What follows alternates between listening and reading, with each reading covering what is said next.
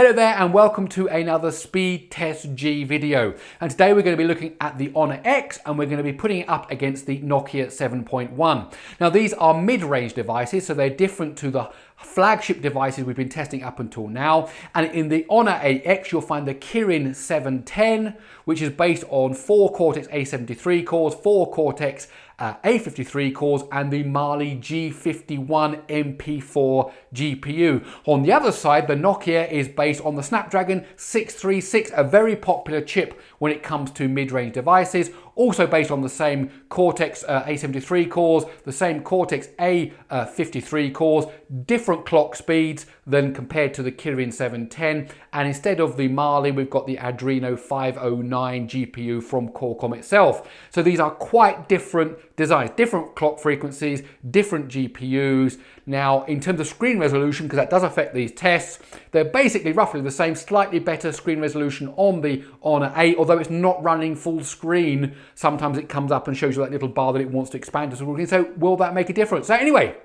it's going to be exciting to see. So without further ado, let the testing begin. Okay, let's get going here. So the Honor 8X is on the left and the Nokia 7.1 is on the right. They're now into the sorting test. It looks like the Honor 8X has a slight lead at the moment. It does. It's finishing that test now and it's already into the blur test. And now the Nokia is into the blur test. Oh, it's overtaken the Honor. Look at this. It's now into the 2048 test. And now the Honor is into the 2048 test. So first of all, the Honor was doing much better on that sorting test when it came to doing the blur test, which does use the GPU, I must say. Then the Nokia 7.1 jumped into the lead. This Bloom test also uses the GPU as well as the CPU, so I'm expecting the Nokia to keep the lead here. It shouldn't really lose anything, and it hasn't indeed, but it's SQL-Lite. Oh, it seems to be going through that quite quickly. Oh, look at that speed, though, from the Honor there. It just went through that SQL-Lite test. Absolutely unbelievable. It's now into the Cubes test. Oh, and dear, the Nokia is really struggling there, and only now has it gone into the Cubes test. And now the Honor is on to the 2D gaming test. All those projectiles going across the screen there need to be tracked by the CPU, and of course they need to be drawn to the display, and now the Nokia is into that. But while that's happening, the Honor 8X is now into the 16 thread test, and it seems to be doing quite well. Now the Nokia is into the 16 thread test.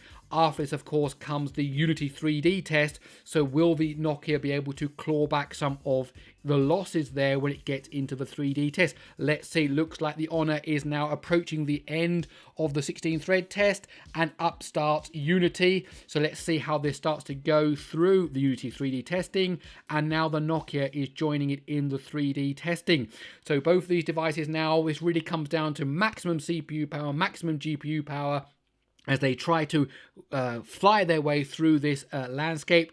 Now, one thing you will notice here, neither of these devices are running as fast as we would see from, the flagship devices we've tested now, the phones. These are less powerful CPUs, less powerful GPUs, and they certainly are taking their time to get through these. What I think we're going to do is we're going to fast forward a bit through this test, and let's see what happens a bit later on when they get a bit further through the flyby.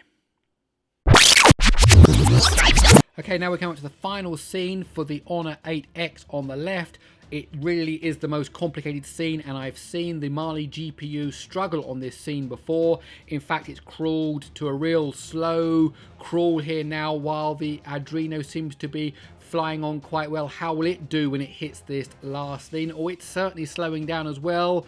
But actually, look at them now. They're neck and neck, because the Adreno is just slightly doing better in this very last scene here. It's doing just that tiny bit better.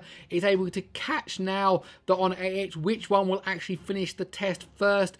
It's going to be neck and neck. It's going to be right down to the last frame. Who is going to get there first? Oh, look at that. The Nokia has got there first. It's right into the compression test, but the Honor is also running the compression test, and it's doing it much better. They're both on step 7, step 8. Who's going to get there first? Who's going to finish the test? Step 9. They're both churning their way through. Step 10. Look at that. The Honor 8X came through at the end with 3 minutes and 48 seconds compared to 3 minutes and 49 seconds for the Nokia 7.1.